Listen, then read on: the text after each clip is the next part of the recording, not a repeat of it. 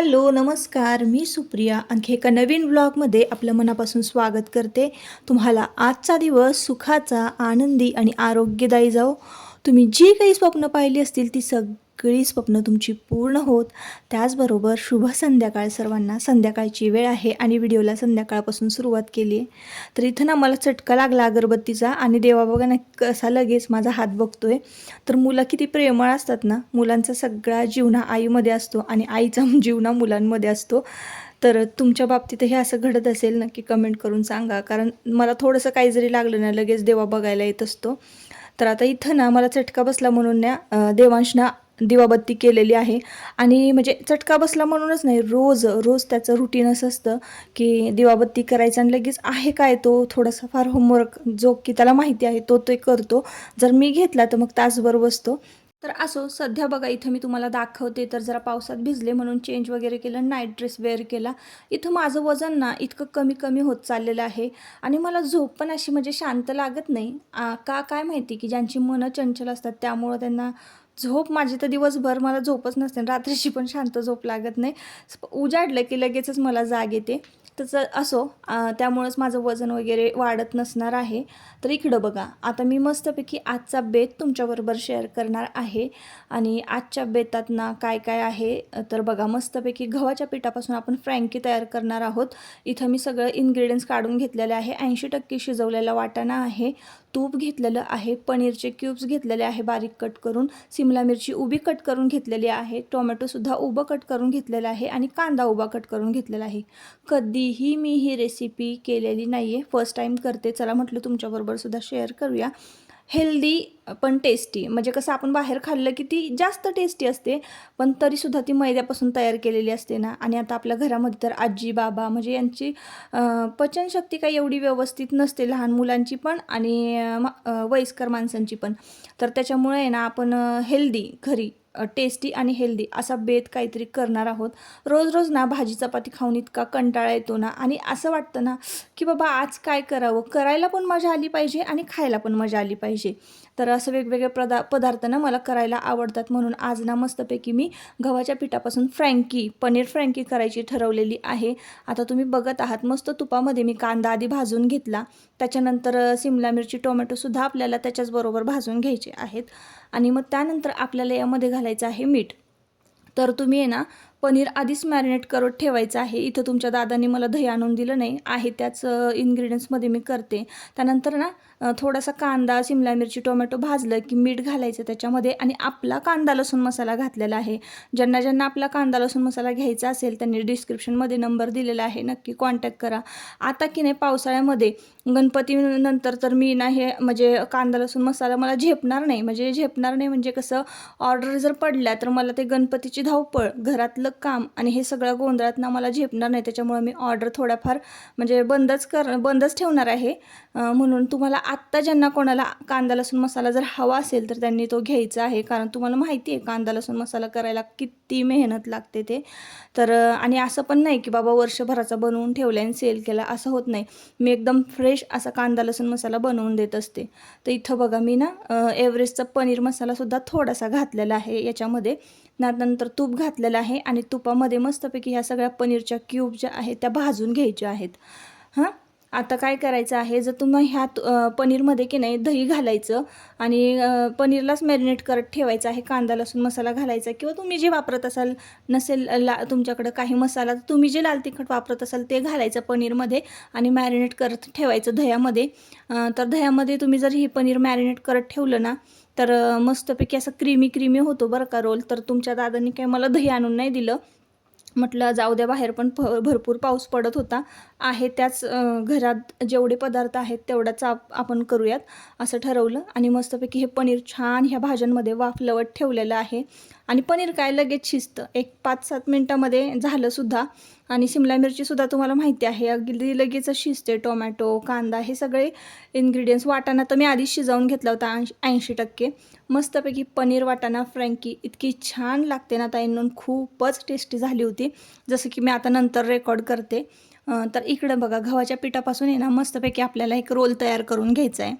आता हा रोल असा तयार करायचा की मस्तपैकी त्याला ना तूप वगैरे लावायचं, मध्ये पीठ टाकायचं आणि अशा मी ज्या पद्धतीनं तुम्हाला व्हिडिओमध्ये दाखवते त्या पद्धतीनं त्याला फोल्ड करून घ्यायचं आणि रोटी लाटून घ्यायची आहे. तर अशी रोटी जर लाटली ना, आणि रोटी थोडीशी जाडसरच ठेवायची, खूप पातळ नका करू. माझ्याकडनं तरी पातळ झाली होते. जर तुम्ही बेत करत असाल तर सांगते की पातळ असं जास्त करू नका आणि मस्तपैकी जाडसर ठेवायची. अशी सॉफ्ट लागते आणि इतकी क्रीमी लागते ना, खूप मस्त लागते फ्रँकी. आणि काय 1-1.5 खाल्ली ना की पोटच भरतं. म्हणून आजचा बेत जरा स्पेशल होता. तर इथं तव्यावर मी टाकून घेतलेलं आहे आणि छान आता रोटी भाजून घ्यायची. इकडं सारण म्हणजे स्टफिंग आपलं तयार झालेलं आहे. आणि पलीकडे की नाही मी मस्तपैकी वाटणा घालून ना मसाले भात केला होता. गरमागरम मसाले भात इतका छान लागतो ना. पाऊस पडत असला ना की आमच्यात कसं असतं, आता गावी असणारी जी माणसं आहेत त्यांना आहे ना भरपूर भूक लागते. असं नाही की थोडंसं काहीतरी खाल्लं बाबा, सँडविच खाल्लं आणि झालं लगेच पोट भरलं, अजिबात नाही. इकडच्या वातावरणामध्ये की नाही म्हणजे असंच आहे इकडचं वातावरण की भरपूर भूक लागते आणि भूक लागली ना की भरपेट जेवण जातं आणि तेवढं पचतं सुद्धा. म्हणून आहे ना आम्हाला मग मी गव्हाची लापशीसुद्धा करणार आहे. तर तीसुद्धा रेसिपी तुमच्याबरोबर शेअर करते आणि सगळं एकदम टेस्टी आणि हेल्दी. आता खाली करपू नये म्हणून मी उलतानं घातलेलं आहे खाली. आणि मस्तपैकी सारण असं सर्व करून घ्यायचं आहे रोटीवर. टोमॅटो सॉस घालायचा आहे, चाट मसाला घालायचा आहे, मायोनीज घालायचा आहे आणि मस्तपैकी असा रोल करायचा आहे आणि तोच रोल ना मस्तपैकी मधून कट करायचा आहे आणि तो द्यायचा आहे खायला. तर आयुष खायला बसला होता, त्याला तालमीत जायचं होतं म्हणून. तर चला आता इकडं ना मी दुसरासुद्धा रोल करून घेणार आहे. अशाच पद्धतीनं ना सगळे रोल तयार करून घ्यायचे आहेत. चला आता आपण मस्तपैकी ना इथं दुसरा रोलसुद्धा करून घेते. तर एका ताईंनी की नाही मला कमेंट केली होती की तुमचे व्लॉग बघून की नाही मला असं वाटतं की गावीच स्थायिक व्हावं, गावीच राहावं. तर कसं आहे बघा, ज्यांना स्वप्न सत्यात उतरवायचे असतील, मेहनत करून काहीतरी कमवायचं असेल तर त्यांच्यासाठी ना मुंबई बेस्ट आहे. पण मी काय म्हणेन की जर आपल्याला आहे ना स्वप्न पण सत्यात उतरवायचे असतील, आपण जे काही आपल्याला पाहिजे असेल ते आपल्याला मिळवायचं असेल, तर आपण आहे ना आरोग्य कमवता कमवता जपता जपताना ते केलं पाहिजे. आणि आरोग्य म्हटलं की गावाकडची हवा, गावाकडचं पाणी आणि शांत वातावरण ह्याशिवाय आपलं आरोग्य अजिबात म्हणजे व्यवस्थित राहतच नाही. कारण बघा, मुंबईची माणसं आहेत ना, जिथं 60 वर्ष 40 वर्ष जगतात ना, तिथंच गावची जी माणसं आहेत तिथल्या हवेमुळं म्हणा, पाण्यामुळं किंवा वातावरणामुळे आहे ना 100-100 वर्ष जगतात असं आहे. तर जगण्यासाठी नाही, पण आपल्याला आहे ना म्हणजे असं सुख म्हणतो ना, आपण जन्माला आलो आहे आणि आपल्याला सुख पाहिजे तर गावीच राहिलं पाहिजे असं मला वाटतं. कारण मी पण मुंबईमध्ये राहिलेले आहे, 4-5 वर्ष मी मुंबईमध्ये होते. त्याच्यामुळं मला मुंबई आणि गावातला बऱ्यापैकी चांगला फरक कळतो. इथं मी ना मस्तपैकी लापशी घेतलेली आहे आणि इतकं पौष्टिक तर तुम्हाला अजिबातच खायला मिळणार नाही मुंबईला बरं का, जरी तुम्ही कितीही पैसे दिलेत तरी. आणि इकडे बघा आता मी ना गव्हाची लापशी करणार आहे. तर ना अशी कणी असते बघा गव्हाची कणी घेतलेली आहे. तुम्ही घरीसुद्धा तुमच्याकडं घरघंटी असली तर दळू शकता किंवा बाहेरनं विकत जरी लापशी मागितली ना, लापशीचा रवा तर तुम्हाला मिळून जाईल. तर बारीक गव्हाची कणिक घेतलेली आहे आणि त्याच्यामध्ये ना मस्तपैकी आपण गूळ घालून लापशी करणार आहे. ही लापशी अशी आहे ना की लगेचच एकदम पोट भरतं. तुम्ही सकाळी जर कुठं बाहेर पडायचं असेल तुम्हाला, हा जर नाश्ता केला ना दिवसभर नाही जेवलात ना तरीसुद्धा चालेल. इतका मस्त आणि हेल्दी ही लापशी आहे. भरपूर मस्त असा हेल्दी नाश्ता होतो. तर ती आता गोड काय करायचं तोंडी लावायला, मोदक तर म्हणजे खूप वेळ खाणारी प्रोसेस आहे. म्हणून मी गव्हाची लापशी केलेली आहे. इतकी सोपी आहे ना करायला. मस्तपैकी ते रवा भाजून घ्यायचा, म्हणजे लापशीचा किती 5-7 मिनटं भाजायचा चांगला मंद गॅसवर. आणि मग त्यानंतर ना पाणी उकळवत ठेवायचं आहे. 1 वाटी लापशी घ्यायची आहे, तितकाच आपल्याला गूळ घ्यायचा आहे. 1 वाटी गूळ घ्यायचा आहे आणि 4 वाट्या आपल्याला पाणी घालायचं आहे. म्हणजे चौपट आपल्याला पाणी घालायचं आहे. घरातलं तुम्ही कुठलंही भांडं घ्या आणि मस्तपैकी कुकरमध्ये ना पाणी उकळवत ठेवलं आणि थोडंसं मीठ घातलं, गूळ विरघळवून घेतला, वेलची पावडर घातली, एक मस्तपैकी दमदमीत अशी काढून घेतलेली आहे. आणि रोल बघा इकडे तयारसुद्धा झालेले आहेत. फ्रँकी थोडीशी दह्यामुळं जरा ती कमी क्रीमी झाली होती, पण मायोनीज वगैरे घातलं होतं ना तर टेस्ट एकदम बेस्ट होती. तर इकडं ना मी तुमच्याबरोबर मस्तपैकी थाळी शेअर करते.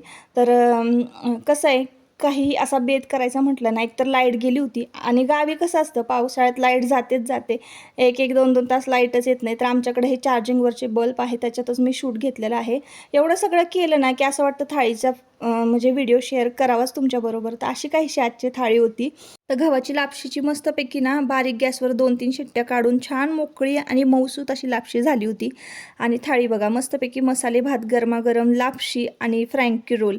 तर खायला पण तितकीच टेस्टी. आवडीची थाळी असली ना की पटकन संपते. तर बाहेर पडणारा रिमझिम पाऊस, कारण लाईट गेली होती आणि पाऊस पडत होता.